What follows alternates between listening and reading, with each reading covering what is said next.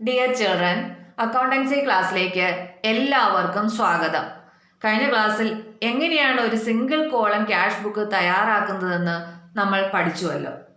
അതായത് എല്ലാ cash റെസീപ്റ്റുകളും cash ബുക്കിൻ്റെ ഇടതുഭാഗത്ത് അല്ലെങ്കിൽ ഡെബിറ്റ് സൈഡിലും എല്ലാ ക്യാഷ് പേയ്മെൻറ്റ്സും ക്യാഷ് ബുക്കിൻ്റെ വലതുഭാഗത്ത് അല്ലെങ്കിൽ ക്രെഡിറ്റ് സൈഡിലുമാണ് രേഖപ്പെടുത്തുന്നതെന്ന് ഇപ്പം നിങ്ങൾക്ക് മനസ്സിലായല്ലോ. ഇനി ഈ ക്യാഷ് ബുക്കിൽ നിന്ന് എങ്ങനെ ലെഡ്ജർ അക്കൗണ്ടുകളിലേക്ക് പോസ്റ്റ് ചെയ്യാം? Posting from the single column cash book.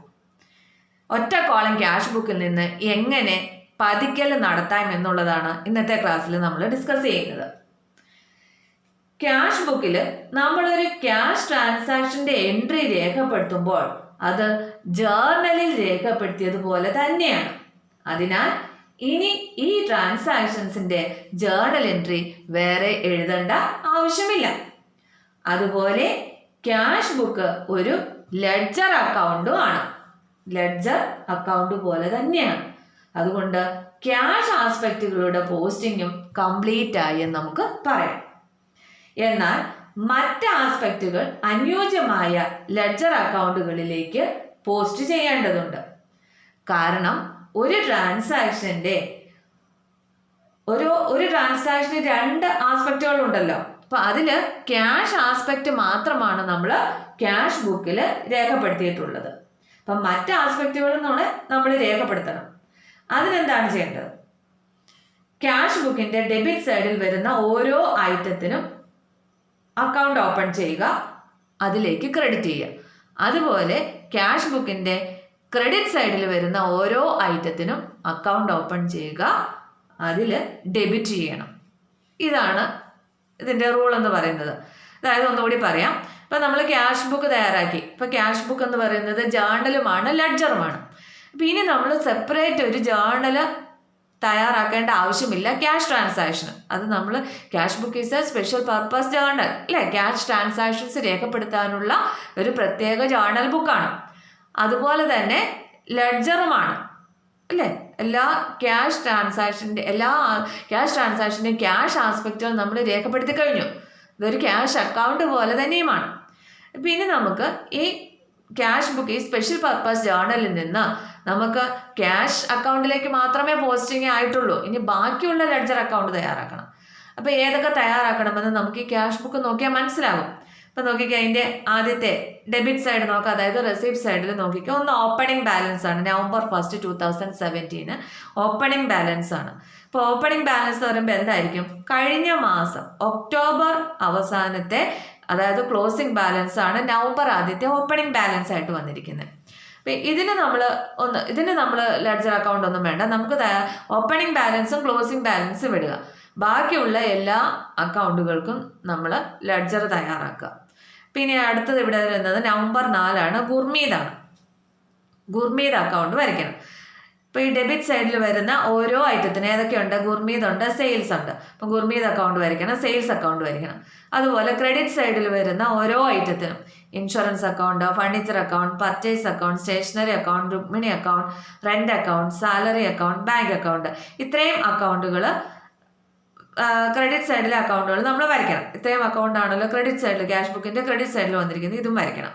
അപ്പോൾ ആദ്യം ഈ അക്കൗണ്ടുകളെല്ലാം ഫോർമാറ്റ് വരച്ചിടുക, അതിൻ്റെ എല്ലാം ഹെഡിങ്ങുകൾ രേഖപ്പെടുത്തുക. അതുകൊണ്ട് എല്ലാ അക്കൗണ്ടും. അപ്പോൾ ഏറ്റവും മുകളിൽ books of Rupa traders, Gurmeet account, sales account, insurance account, furniture account, purchase account, stationery account, Rukmini account, rent account, salary account, bank account. ഇങ്ങനെ എല്ലാ അക്കൗണ്ടിൻ്റെ ഫോർമാറ്റ് വരച്ച് അതിൻ്റെ ഹെഡിങ്ങുകളും എഴുതി റെഡിയാക്കി വയ്ക്കുക. അപ്പോൾ നമുക്ക് എളുപ്പത്തിൽ ഇതിലേക്ക് പോസ്റ്റ് ചെയ്യാൻ പറ്റും. എന്നിട്ട് എന്താ പറഞ്ഞത്? ക്യാഷ് ബുക്കിൻ്റെ ഡെബിറ്റ് സൈഡിൽ വരുന്ന ഐറ്റത്തിനെല്ലാം അക്കൗണ്ട് ഓപ്പൺ ചെയ്ത് എന്ത് ചെയ്യണം? അതിൽ ക്രെഡിറ്റ് ചെയ്യണം എന്നാണ് പറഞ്ഞത്. ഇപ്പം ഗുർമീത് അക്കൗണ്ടിൽ എന്താ ചെയ്യേണ്ടത്? ക്രെഡിറ്റ് ആണ് ചെയ്യേണ്ടത്. അപ്പം ഗുർമീത് അക്കൗണ്ടിൽ ക്രെഡിറ്റ് ചെയ്യാന്ന് പറയുമ്പോൾ കണ്ടോ, ഗുർമീത് അക്കൗണ്ട് എടുക്കുക, വരച്ചിട്ടിട്ടുണ്ട്. November 4, 2017 12,000 rupees കണ്ടോ ക്രെഡിറ്റ് വന്നിരിക്കുന്നത്, 12,000. അങ്ങനെ അടുത്ത അക്കൗണ്ട് ഇനി അടുത്തതെന്ന് പറഞ്ഞാൽ എന്താണ്? സെയിൽസ് അക്കൗണ്ട് ആണ്. അപ്പോൾ സെയിൽസ് അക്കൗണ്ട് എടുക്കുക. സെയിൽസ് അക്കൗണ്ടിൽ 28,000 രൂപ എന്ത് ചെയ്യണം? ക്രെഡിറ്റ് ചെയ്യണം. അപ്പോൾ ക്യാഷ് അക്കൗണ്ടിൻ്റെ ഡെബിറ്റ് സൈഡിൽ വന്നിട്ടുള്ള ഓരോ ഐറ്റത്തിൻ്റെയും അക്കൗണ്ട് എടുത്ത് അതിലേക്ക് ക്രെഡിറ്റ് ചെയ്താൽ മതി. ഡെബിറ്റ് സൈഡിൽ വന്നിരിക്കുന്ന അക്കൗണ്ട് എടുത്തിട്ട് അതിലേക്ക് നമ്മൾ എന്ത് ചെയ്യണം? ക്രെഡിറ്റ് ചെയ്യണം. അപ്പോഴാണ് നമ്മളുടെ ആ പോസ്റ്റിങ് കംപ്ലീറ്റ് ആവുള്ളൂ ഒരു ട്രാൻസാക്ഷൻ്റെ. രണ്ട് ആസ്പെക്റ്റ് നമ്മൾ രേഖപ്പെടുത്തട്ടെ. അപ്പോൾ ഇനി അടുത്തത് സെയിൽസ് അക്കൗണ്ട് എടുക്കുക. സെയിൽസ് അക്കൗണ്ടിൽ 28,000 നവംബർ 16 കണ്ടോ? Sales account November 16 cash 28,000. അതുപോലെ ഒരു സെയിലും കൂടി ഉണ്ട് നവംബർ 27 ക്യാഷ് എന്ന് പറഞ്ഞ് 18,200 18,200. അങ്ങനെ അതായത് ഇതിൻ്റെ ലോജിക്ക് മനസ്സിലായില്ലേ? നിങ്ങൾ വെറുതെ ജേർണൽ ഒന്ന് ആലോചിച്ച് നോക്കിക്കേ. ഇപ്പോൾ ഇവിടെ 4-ാം തീയതിത്തെ ട്രാൻസാക്ഷൻ എന്ന് പറഞ്ഞാൽ എന്താണ്? ക്യാഷ് റിസീവ്ഡ് ഫ്രം ഗുർമീത് 12,000 ആണ്. എങ്ങനെയാണ് അതിൻ്റെ എൻട്രി വരുന്നത്? Cash account debt Gurmeet account, ഇങ്ങനെയല്ല അതിൻ്റെ എൻട്രി വരുന്നത്. അപ്പം നമ്മൾ അതിൽ ക്യാഷ് അക്കൗണ്ടിൽ ഇപ്പം പോസ്റ്റിംഗ് വന്നു കഴിഞ്ഞ് നമ്മൾ ക്യാഷ് ബുക്ക് തയ്യാറാക്കിയപ്പോൾ അതെന്ന് പറയുന്നത് ഏത് തന്നെയാണ്? ക്യാഷ് അക്കൗണ്ട് തന്നെയാണ്. അതിലേക്കുള്ള പോസ്റ്റിംഗ് വന്നു. അതാണത് എങ്ങനെ വന്നിരിക്കുന്നത് നോക്കിക്കേ. ക്യാഷ് അക്കൗണ്ടിൻ്റെ ഡെബിറ്റ് സൈഡിൽ നമ്മൾ ഗുർമീത് അക്കൗണ്ട് എന്ന് പറഞ്ഞ് കണ്ടോ പോസ്റ്റ് ചെയ്തിരിക്കുന്നത് 12,000. അപ്പം ഇതുകൊണ്ട് തീർന്നില്ലല്ലോ. ക്യാഷ് അക്കൗണ്ടിൽ മാത്രമേ ആസ്പെക്റ്റ് രേഖപ്പെടുത്തിയുള്ളൂ. ഇനി ഇത് എവിടെയും കൂടെ പോകണം, ഈ ഗുർമീത് അക്കൗണ്ടിലും കൂടി പോകണം. അതിനെ നമ്മൾ എന്ത് ചെയ്തത്?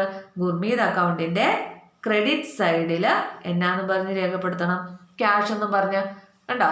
അപ്പം അതാണ് ഇവിടെ പറഞ്ഞിരിക്കുന്നത് ഗുർമീത്. അപ്പം ഗുർമീത് അക്കൗണ്ടിൽ നമ്മൾ പിന്നെ ക്യാഷ് എന്നല്ലേ എഴുതേണ്ടത്. അതായത് ഡെബിറ്റ് വരുന്ന അക്കൗണ്ടിൻ്റെ ഗുർമീത് അക്കൗണ്ടിൻ്റെ ക്രെഡിറ്റ് ആണല്ലോ. അപ്പോൾ ക്രെഡിറ്റിൻ്റെ ഓപ്പോസിറ്റ് വരുന്ന അക്കൗണ്ടിൻ്റെ പേരെന്താണ്? ഗുർമീത് അക്കൗണ്ടിന് ക്രെഡിറ്റ് ആണ്. ഗുർമീത് അക്കൗണ്ടിൻ്റെ ഡെബിറ്റ് വരുന്ന അക്കൗണ്ടിൻ്റെ പേര് ക്യാഷ് അക്കൗണ്ട് എന്നല്ലേ. അതുകൊണ്ട് നമ്മൾ എന്താണെന്ന് എഴുതി? ക്യാഷ്. ഇതൊക്കെ നേരത്തെ നമ്മൾ പഠിച്ചതാണല്ലോ. ഞാൻ ജസ്റ്റ് ഒന്ന് പറഞ്ഞതേ ഉള്ളൂ. ഇനി ഞാനത് റിപ്പീറ്റ് ചെയ്യുന്നില്ല. ക്ലിയർ? അതുപോലെ ഓരോ ട്രാൻസാക്ഷൻ ഇനി അടുത്ത ഒരു സെയിൽ നടന്നതെന്ന് പറയുന്നത് ക്യാഷ് വന്നിട്ടുള്ള November 16 sold goods for cash. Entry എന്താ? ക്യാഷ് അക്കൗണ്ട് ഡെറ്റ് സെയിൽസ് അക്കൗണ്ട് കണ്ടോ? ഈ എൻട്രിയാണ് അവിടെ പോസ്റ്റ് ചെയ്തിരിക്കുന്നത്. ഇപ്പം ക്യാഷ് അക്കൗണ്ടിൻ്റെ കണ്ടില്ലേ? ക്യാഷ് ബുക്കിൻ്റെ അല്ലെങ്കിൽ ക്യാഷ് അക്കൗണ്ടിൻ്റെ ഡെബിറ്റ് സൈഡിൽ സെയിൽസ് എന്ന് പറഞ്ഞ് 28,000 ഉണ്ടോ? ഇങ്ങനെയല്ലേ? ഓർക്കുന്നില്ലേ? ക്യാഷ് അക്കൗണ്ടിൻ്റെ ഡെബിറ്റ് സൈഡിൽ 28,000 നമ്മൾ രേഖപ്പെടുത്തി. ഇനി ഇത് എവിടെയും കൂടെ പോകണം? Sales account. സെയിൽസ് അക്കൗണ്ടിൽ എവിടെയാണ് പോകുന്നത്? സെയിൽസ് അക്കൗണ്ടിൻ്റെ ക്രെഡിറ്റ് സൈഡിൽ എന്തെന്നും പറഞ്ഞു വരണം? ക്യാഷ് എന്നും പറഞ്ഞു വരണം. അപ്പം അത് തന്നെയാണ് ഇവിടെ എഴുതിയിരിക്കുന്നത് കണ്ടോ? സെയിൽസ് അക്കൗണ്ടിൻ്റെ ക്രെഡിറ്റ് സൈഡ് ക്യാഷ് എന്നും പറഞ്ഞ് 28,000. അതുപോലെ തന്നെ 27-ാം തീയതി. അപ്പം ഇങ്ങനെ ക്യാഷ് ബുക്കിൻ്റെ ഡെബിറ്റ് സൈഡിലെ ഓരോ ഐറ്റത്തിലേക്കുമുള്ള അക്കൗണ്ടിൽ നമ്മൾ പോസ്റ്റ് ചെയ്ത് കഴിഞ്ഞു. ഇനി അടുത്തത് ഏത് സൈഡാണ്? ക്രെഡിറ്റ് സൈഡ് നോക്കുക. ക്യാഷ് ബുക്കിൻ്റെ ക്രെഡിറ്റ് സൈഡ് നോക്കുക. അപ്പോൾ ഇത്രയും അക്കൗണ്ടുകളാണല്ലോ വരയ്ക്കേണ്ടത്. ഇവിടം വരെയുള്ള ഈ ബാങ്ക് ഇൻഷുറൻസ് തൊട്ട് ബാങ്ക് വരെയുള്ള അക്കൗണ്ട് നമ്മൾ വരച്ചിട്ടിട്ടുണ്ട്. ഇത് ക്ലോസിംഗ് ബാലൻസ് ആണെന്ന് പറഞ്ഞു. അത് നമ്മൾ പ്രത്യേകിച്ച് അക്കൗണ്ടിൽ എഴുതുന്നല്ലോ, നമ്മളത് കണ്ടുപിടിക്കുന്നതാണല്ലോ. ക്യാഷ് ബുക്കിൻ്റെ ക്യാഷ് അക്കൗണ്ട് ടോട്ടൽ ചെയ്ത് ബാലൻസ് ചെയ്ത് കണ്ടുപിടിച്ചിട്ടുള്ളതാണ് നവംബർ 30-ാം തീയതിത്തെ ബാലൻസ്. അതായത് ഇത് ക്ലോസിംഗ് ബാലൻസ്. പിന്നെ അടുത്ത മാസം ആദ്യം വരുമ്പോഴത്തേക്കിനും ഡിസംബറിലെ എന്തായി മാറും? ഓപ്പണിംഗ് ബാലൻസ് ആയിട്ട് മാറും. അപ്പം അത് വിട്ടിട്ട് ഇപ്പം ഇൻഷുറൻസ്. ഇപ്പം ഇത്രയും ഐറ്റത്തിൻ്റെ അക്കൗണ്ട് വരച്ചു. ഇനി എന്താ ചെയ്യേണ്ടത്? ഈ അക്കൗണ്ടിലേക്ക് ഡെബിറ്റ് ചെയ്താൽ മതി. ഇത് ക്രെഡിറ്റിൽ വന്നിരിക്കുന്നതല്ലേ? ക്യാഷ് ബുക്കിൻ്റെ ക്രെഡിറ്റ് സൈഡിൽ വന്നിരിക്കുന്ന ഓരോ ഐറ്റത്തിനും അക്കൗണ്ട് ഓപ്പൺ ചെയ്ത് അതിലേക്ക് എന്ത് ചെയ്താൽ മതി? ഡെബിറ്റ് ചെയ്താൽ മതി. അപ്പോൾ ആദ്യം ഇൻഷുറൻസ് അക്കൗണ്ട് എടുക്കുക. ഇൻഷുറൻസ് അക്കൗണ്ടിൽ 6,000 ആണ്. അപ്പോൾ ഇൻഷുറൻസ് അക്കൗണ്ടിൽ എന്തെന്ന് പറഞ്ഞ് വേണം ഡെബിറ്റ് ചെയ്യാനായിട്ട്? ക്യാഷ് അക്കൗണ്ട് എന്ന് പറഞ്ഞ് വേണം ഡെബിറ്റ് ചെയ്യാൻ. കണ്ടോ? ഇൻഷുറൻസ് ഡെബിറ്റ് സൈഡിൽ ക്യാഷ് എന്ന് പറഞ്ഞ് 6,000. അതുപോലെ ഓരോന്നും കണ്ടോ? ഫർണിച്ചർ 13,800 രൂപ. എന്താണ്? കണ്ടില്ലേ? ഫർണിച്ചർ ഡെബിറ്റ് സൈഡിൽ ക്യാഷ് 13,000. അതുപോലെ പർച്ചേസ് അക്കൗണ്ടിൽ 17,400 രൂപയുടെ പർച്ചേസ് നടത്തിയിട്ടുണ്ട് കണ്ടോ? അത് ഡെബിറ്റ് സൈഡിൽ ക്യാഷ് എന്ന് പറഞ്ഞാൽ എഴുതിയാൽ മതി. സ്റ്റേഷനറി 1,100 രൂപയുടെ സ്റ്റേഷനറി പർച്ചേസ് ചെയ്തിട്ടുണ്ട്. ക്യാഷ് എന്ന് പറഞ്ഞാൽ ആ ഡേറ്റിൽ എഴുതിയിരിക്കുന്നു. പിന്നെ രുക്മിണി അക്കൗണ്ടിൽ രുക്മിണിക്ക് പൈസ കൊടുത്തിട്ടുണ്ട്. എത്രയാണ്? 12,500 രൂപ നവംബർ 24-ാം തീയതി കണ്ടോ? Cash paid to Rukmini. ഇനി റെന്റ് ഉണ്ടോ, നവംബർ 30 ക്യാഷ് എന്നും പറഞ്ഞ salary, November 30 cash, bank November 30 cash എന്നും പറഞ്ഞ അങ്ങനെ ഓരോന്നും സിമ്പിളാണത്, മനസ്സിലായില്ലേ? അപ്പം ക്യാഷ് ബുക്കിന്റെ ഡെബിറ്റ് സൈഡിൽ വരുന്ന എല്ലാ ഐറ്റത്തിനും എന്ത് ചെയ്യുക, അക്കൗണ്ട് ഓപ്പൺ ചെയ്യുക, ആ അക്കൗണ്ടിലേക്ക് ക്യാഷ് എന്ന് പറഞ്ഞ് എന്ത് ചെയ്യുക, ക്രെഡിറ്റ് ചെയ്യുക. അതുപോലെ നേരെ തിരിച്ച് എന്ത് ചെയ്യുക, ക്രെഡിറ്റ് സൈഡിൽ വരുന്ന ഓരോ ഐറ്റത്തിനും അക്കൗണ്ട് ഓപ്പൺ ചെയ്യുക, എന്നിട്ട് ആ അക്കൗണ്ടിലേക്ക് ക്യാഷ് എന്ന് പറഞ്ഞ് എന്ത് ചെയ്തേക്കുക, ഡെബിറ്റ് ചെയ്തേക്കുക, ഡെബിറ്റ് ചെയ്യുക. ഇങ്ങനെയാണ് സിംഗിൾ കോളം ക്യാഷ് ബുക്കിൽ നിന്ന് ലെഡ്ജർ അക്കൗണ്ടുകളിലേക്ക് പോസ്റ്റ് ചെയ്യുന്നത്. ഇപ്പോൾ ഈ ഇൻഷുറൻസിൻ്റെ നിങ്ങൾക്ക് മനസ്സിലായില്ലേ? അപ്പോൾ ഇതിൻ്റെ ഒരു എൻട്രിയും കൂടെ ഒന്ന് വെച്ച് നോക്കിക്കേ. ഇപ്പോൾ ഇൻഷുറൻസ് പെയ്ഡ് എന്ന് പറയുമ്പോൾ എൻട്രി എന്താ വരുന്നത്, insurance account debtor to cash account എന്ന്. അപ്പോൾ എങ്ങനെയാണ് ചെയ്യുന്നത്, ഇൻഷുറൻസ് അക്കൗണ്ടിൻ്റെ ഡെബിറ്റ് സൈഡിൽ ക്യാഷ് അക്കൗണ്ട് എന്ന്, പിന്നെ ക്യാഷ് അക്കൗണ്ടിൻ്റെ ക്രെഡിറ്റ് സൈഡിൽ ഇൻഷുറൻസ് നമ്മൾ പോസ്റ്റ് ചെയ്തിട്ടുണ്ട് അല്ലേ, ഉണ്ടോ? ക്യാഷ് അക്കൗണ്ടിൻ്റെ ക്രെഡിറ്റ് സൈഡിൽ ഇൻഷുറൻസ് പറഞ്ഞ് എഴുതിയിട്ടുണ്ട്. പിന്നെ ഇവിടെ രേഖപ്പെടുത്താനുള്ള ആസ്പെക്ട് എന്ന് പറയുന്നത് ഇൻഷുറൻസ് അക്കൗണ്ടിൻ്റെ ഡെബിറ്റ് സൈഡിൽ ക്യാഷ് എന്നാണ്. അപ്പോൾ അതായത് രേഖപ്പെടുത്തിയിരിക്കുന്നത് ഇൻഷുറൻസ് അക്കൗണ്ടിൻ്റെ ഡെബിറ്റ് സൈഡിൽ ക്യാഷ് എന്ന് പറഞ്ഞ് 6000 രേഖപ്പെടുത്തിയിരിക്കുന്നു. അപ്പോൾ വളരെ സിമ്പിളാണ്. നമുക്ക് എക്സാമിനേഷന് സാധാരണ ചോദിക്കുന്നത് സിംഗിൾ കോളം ക്യാഷ് ബുക്ക് തയ്യാറാക്കാൻ അല്ലെങ്കിൽ ഡബിൾ കോളം ക്യാഷ് ബുക്ക് തയ്യാറാക്കാനാണ്. അതിൽ നിന്ന് ലെഡ്ജറിലേക്ക് പോസ്റ്റ് ചെയ്യാൻ സാധാരണ ചോദിക്കാറില്ല. എന്നാലും ഈ ഒരൊറ്റ ക്വസ്റ്റിനകത്ത് മാത്രം നമ്മളിത് ഡിസ്കസ് ചെയ്തതേ ഉള്ളൂ. ഇതൊന്ന് മനസ്സിലാക്കി വെക്കുക, വളരെ സിമ്പിളാണ്. അപ്പം എല്ലാവർക്കും അതിൻ്റെ ലോജിക്ക് പിടികിട്ടി കാണുമെന്ന് വിചാരിക്കുന്നു. ജേർണൽ ഒന്നും ആലോചിക്കേണ്ട ആവശ്യമില്ല.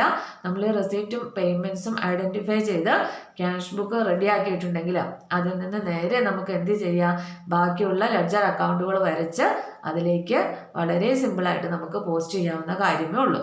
അപ്പോൾ ആ ഒരു ലോജിക്ക് മാത്രം ഓർത്തിരിക്കുക. എന്താണെന്ന് വായിച്ചെന്നാൽ ഇത്രേ ഉള്ളൂ. ഒന്നുകൂടി ഒന്ന് സമ്മറൈസ് ചെയ്യാണ്. അതായത് ക്യാഷ് ബുക്കിൻ്റെ ഡെബിറ്റ് സൈഡിൽ വരുന്ന ഓരോ ഐറ്റത്തിനും എന്ത് ചെയ്യുക, അക്കൗണ്ട് ഓപ്പൺ ചെയ്യുക, ആ അക്കൗണ്ടിലേക്ക് ക്യാഷ് എന്നും പറഞ്ഞ് എന്ത് ചെയ്യുക, ക്രെഡിറ്റ് ചെയ്യുക. ആ അക്കൗണ്ടിലേക്ക് ക്യാഷ് എന്നും പറഞ്ഞ് ക്രെഡിറ്റ് ചെയ്തേക്കുക. അതാണ് ഇവിടെ ചെയ്തേക്കുന്നത്. കണ്ടോ, ഇവിടെ എല്ലാം ചെയ്തേക്കുന്നത് ഈ ഡെബിറ്റ് സൈഡിൽ വരുന്ന ഐറ്റത്തല്ലേ. ഇനി അതുപോലെ നേരെ മറിച്ചും എന്ത് ചെയ്താൽ മതി, ക്യാഷ് ബുക്കിൻ്റെ ക്രെഡിറ്റ് സൈഡിൽ വരുന്ന എല്ലാ ഐറ്റത്തിനും ഉണ്ട്, ഇത്രയും ഐറ്റത്തിനും ആദ്യം അങ്ങ് അക്കൗണ്ട് ഓപ്പൺ ചെയ്യണം. അപ്പോൾ ക്രെഡിറ്റ് സൈഡിൽ വരുന്ന ഐറ്റമാണ്. അപ്പോൾ ഈ അക്കൗണ്ടുകളിലേക്ക് എന്ത് ചെയ്യണം, ഡെബിറ്റ് ചെയ്താൽ മതി. ഈ അക്കൗണ്ടുകളിലേക്കെല്ലാം ക്യാഷ് എന്നും പറഞ്ഞ് എന്ത് ചെയ്താൽ മതി, ഡെബിറ്റ് ചെയ്താൽ മതി. കണ്ടോ, എല്ലായിടത്തും എന്ത് നിൽക്കുന്നു, കണ്ടോ, ക്യാഷ് എന്ന് പറഞ്ഞ് ഡെബിറ്റ് ചെയ്തേക്കുമല്ലേ ചെയ്തേക്കുന്നത്. ഇത്രേ ഉള്ളൂ. അപ്പം ഇന്നത്തെ ക്ലാസ്സിൽ ഇത്രയും മതി. എല്ലാവർക്കും മനസ്സിലായി കാണുമെന്ന് കരുതുന്നു. Okay, thank you.